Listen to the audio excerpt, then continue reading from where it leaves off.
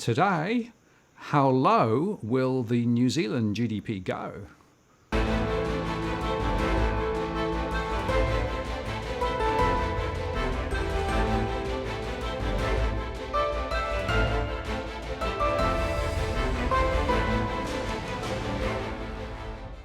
Hello again, it's Martin North from Digital Finance Analytics. Welcome to this post covering finance and property news with a distinctively Australian flavour. And I'm joined again by Joe Wilkes. Hello, Joe. Good morning, Martin. How are you? Yeah, very good. On a new computer, I see. Yeah, well, I've changed venues today because I spent last night looking at some of the data coming out of the UK, and I thought, well, sod it, I'm going nuclear, so we'll go sit in the bunker. In the bunker, yeah. Well, they certainly are struggling over there at the moment, aren't they? It's pretty appalling. But they were late to the party and then made some really bad decisions and herd immunity and those sorts of things, and they're now reaping the whirlwind. Yeah, well, some of the stats coming out of the UK are just phenomenal. I think that the car sales were the lowest car sales since 1946, 4,000 units in April compared to, I think it was 138,000 in April last year. And yeah, we're starting to get a few, I suppose, finger in the air numbers coming out of New Zealand now. The RBNZ have published some data this morning, which I thought we should probably tuck into and have a little look at, because I'm quite intrigued by this. So they've issued some guesstimates around the impact of the lockdown on various sectors of the economy and where GDP differences might be. Now, first of all, I find this a bit unusual because the RBNZ and the Treasury generally aren't particularly good at updating in real time. We're normally expecting the figures for the first quarter's GDP, so this would be to the end of March. We wouldn't typically see that until the end of May. So these guesstimates for the lockdown period of April, well, we'll see. I mean, I haven't seen where they've got the numbers from, but my guess is that there's a bit of that going on. So, yeah, do you want to run through it by sector, what they're looking at in terms of GDP by industry during lockdown as a percent of its pre-coronavirus levels? They're talking about the primary sector being reduced to 75% of normal output, manufacturing down to 48% of normal output, construction 19%, retail and wholesale trade 39% of pre-lockdown level. Utilities at 80%. I'm guessing that's because everybody's at home. We're all on our computers, all watching Netflix, and the energy and power company's probably doing okay.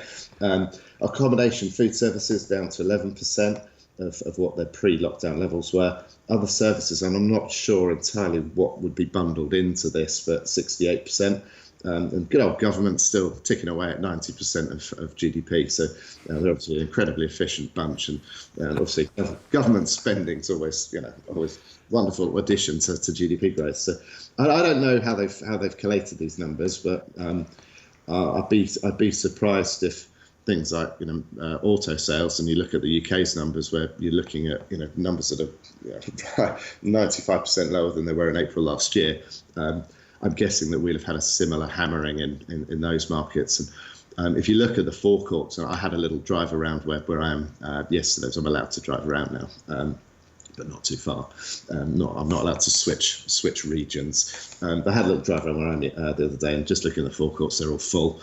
But what's interesting is if you look at things like Trade Me, which I think is quite a nice precursor of how New Zealanders are feeling, you can see some quite big spikes in certain commodities. I like the Ford Ranger index because that's always a bit of a bellwether of how the construction industry might be feeling. And I suppose the Ford Ranger is the choice of the developer who's doing well for himself. Those that aren't doing so well, they're going to get the Hiluxes. But the Ford Ranger numbers in the second-hand market, that's skyrocketed. So you're looking at an increase in the number of utes for sale just of that category of around 20% over the last 3 weeks. So people are looking at, okay, where things on finance, and is it something that I want to be carrying into this next stage? So we might do a few of those. I might start looking at boat sales again and things like that. So I've got a couple of people who are contributing data, and we'll see what these numbers hold over the next few weeks. Well, it's interesting because you do start to see cracks around the edges, and somebody highlighted to me the other day that the number of boats for sale in Australia have gone up. and some of the expensive cars, are on the second-hand market. And just talking about the vehicle, did you see that photograph from the UK? They were showing a photograph down the runway. It was parked from end to end with brand new Range Rovers and other top-end vehicles that they can't sell. I mean, this is a remarkably remarkable turnaround. In Australia, the latest vehicle sales came out yesterday, and it dropped dramatically. And it's actually the consumer end of the market that's fallen away, which is another leading indicator of trouble ahead. I guess that the point we should make, Joe, is that whilst the virus has precipitated a lot of stuff, there were signs of this happening before the virus hit. Yeah, so, absolutely. Yeah. I watched this little segment on the news last night, and there was a walk around Tauranga, which is a place that I visited a couple of times for DFA, and we've done a couple of video shows there. I think we did the Out and About and Sunny New Zealand Post back at the end of 2018, and then probably September, October last year, I did a walk around Tauranga and just showing all the commercial premises that were empty, and it's amazing because you're looking at the news last night and they're blaming 22 shops on Devonport Street being closed as a result of coronavirus. I did that same walk around in September last year. And actually, if you go back and look at the video, you can see they're all bloody closed anyway. Now, the thing that we're now seeing is the reports from the bodies that govern and oversee the commercial property market. Now, New Zealand's a strange place. If you look back at Ireland, when they had their credit bust, there were legislation changed so that what you have with most commercial premises is that there's typically clauses that mean that rents can't ever be negotiated down. They always get negotiated up. And Ireland successfully overturned those after their credit issues at the end of the 2000s. Now, we don't have that largely over here, but it does appear from the report that we've had from New Zealand Council of Retail Property. So now they're talking about large numbers of people looking at rent changes. So they represent 5,000 tenants. Sorry, they represent landlords who have 5,000 tenants. Now they're talking about around 75% of those tenants have, over the lockdown period, renegotiated terms. Now, whether that's permanent or short term will remain to be seen, because there's an awful lot of empty commercial space all over the country. Every major centre has huge amounts of empty commercial space. But they are talking about rent reductions of up to 50%. Now, that's going to have to happen for these businesses in this period. But the lag for me is what happens and how do they stimulate the demand afterwards. Now, we've touched on the car phenomena. Now, there is new cars are always a nice thing to have, but they're not always an essential. And you lose money the minute you drive them off the forecourt.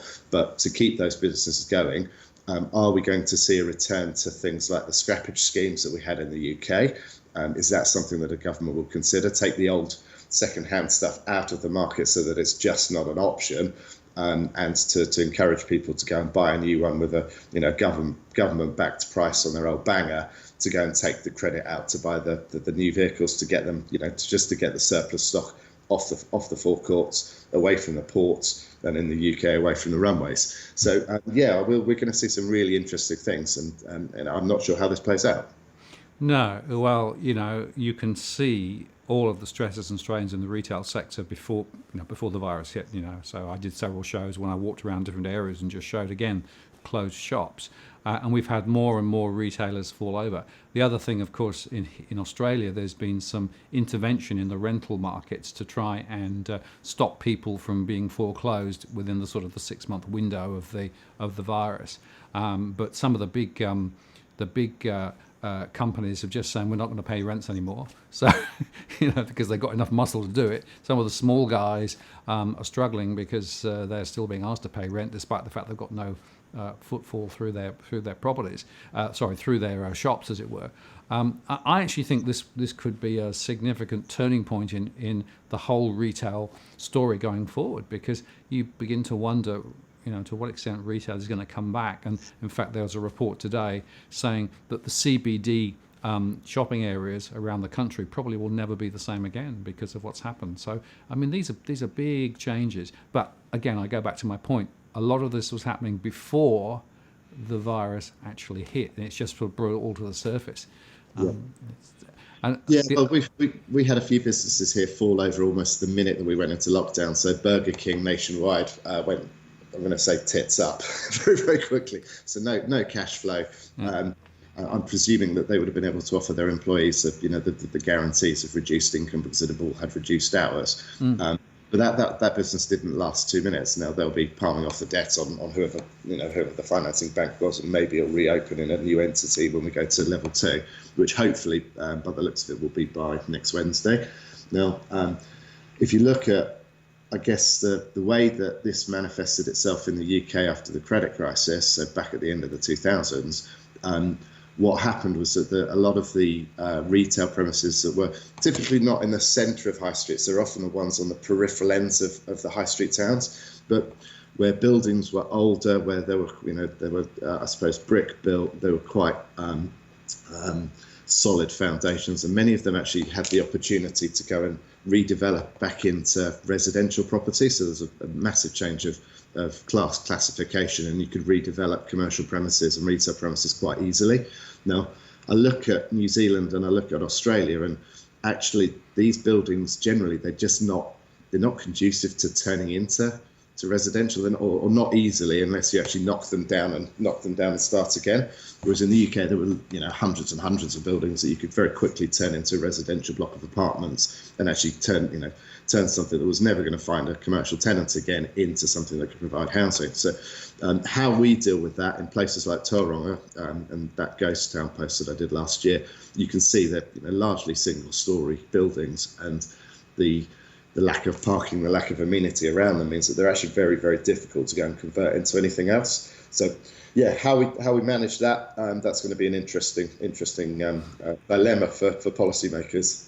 Yes, and particularly when there's probably an oversupply of residential anyway, before you start converting or knocking them down and building up again. Though interestingly, in New South Wales, they've announced that they're going to actually fast track a number of large residential developments to try and actually bring people back into the working environment again, right? So they're cutting corners and using the property sector to try and actually support the economy again. Yeah, well, I haven't yet seen any government purchasing of developments that have stalled or need to be kick-started. But I wouldn't be surprised if there was a development agency set up to go and look at those types of things, particularly with the larger developers. You look at the exposure that a company like Fletcher has, the largest construction company in New Zealand. They have got empty sites that are many are actually finished. Places like the one central development in central Christchurch, there are hundreds of units there that have been constructed and lay fallow. The market disappeared with the foreign buyer ban, and it's not recovered from the domestic market.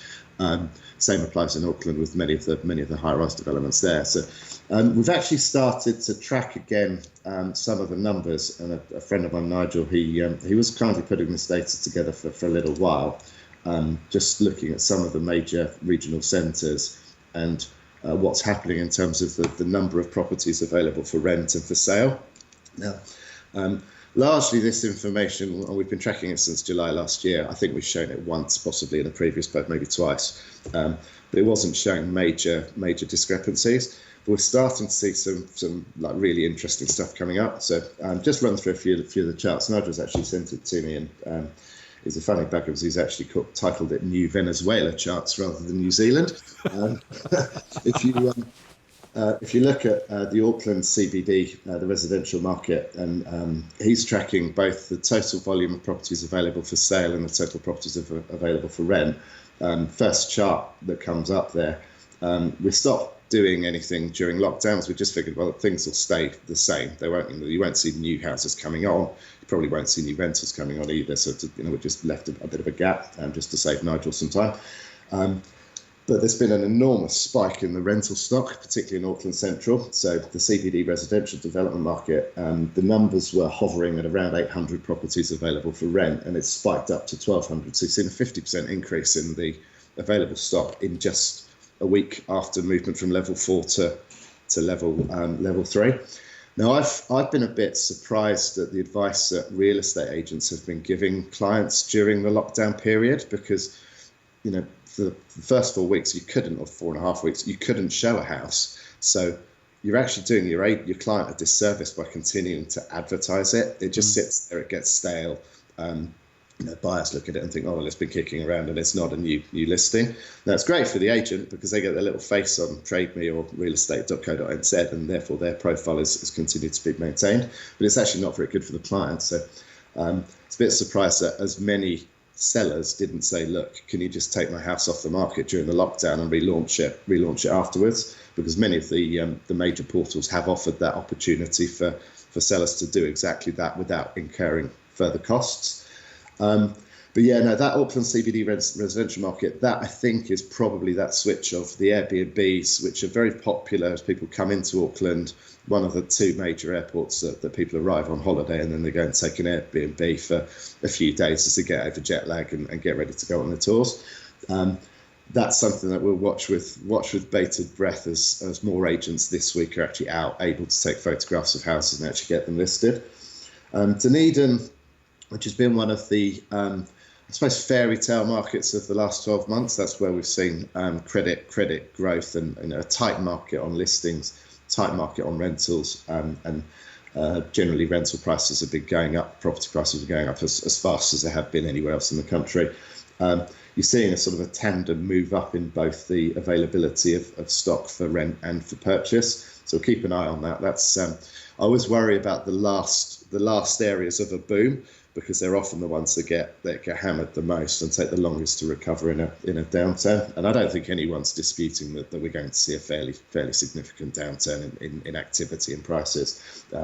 We don't know yet what the job numbers are going to be, but the March quarter jobless numbers rose, but only slightly, from 4.2 to 4.4%. But we've got everybody on furlough schemes at the moment. And like the UK, I think the UK are now over 50% of the workforce are either employed by the government, supported by the government through pension, through welfare, or through the furlough scheme. So New Zealand is probably similar. And that furlough scheme that we've got at the moment, it will come to an end in the middle of June. So we'll see whether or not there's another announcement with the budget coming on May the 14th. The Auckland City residential market refers to housing stock. So this is rather than apartments, this is actually residential dwellings which are standalone. And you can see that there's not been a massive move in the listings for sale, but the rental market again has spiked up. That will be, I'm guessing, some of the holiday lets that people rent out, the big 4-bedroom houses at Airbnbs perhaps. Are we seeing an impact from the complete destruction of the foreign student numbers that won't be happening this year? As you go a bit further down, Hamilton residential market, not much movement there. There's been an enormous amount of development around Hamilton. They've got the roads that they're developing a sort of faster link to Auckland City. We'll watch that. So we're going to start tracking these and just see what happens. And I think that it'll become more meaningful in 4, 5, 6 weeks. Tauranga residential market, the availability of property for sale has actually gone up. So post-lockdown, there's an immediate spike. And that's one of the 5 areas that we mentioned in the last post where there is a concentration of the Airbnb sector.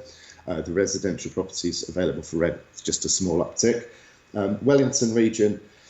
Wellington's a really funny town because you see every year in December, the availability of rent spikes as the students go home and all the student accommodation becomes available for next year's. And then typically during January, February, and March, the rental availability drops off. That's had a small uptick since the start of lockdown. The availability of property for sales hasn't moved.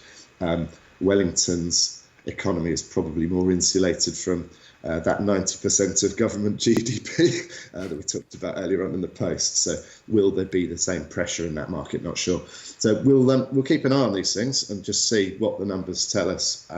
We'll probably start looking at some other indicators in terms of the Trade Me stats on various other commodities. So just see what happens.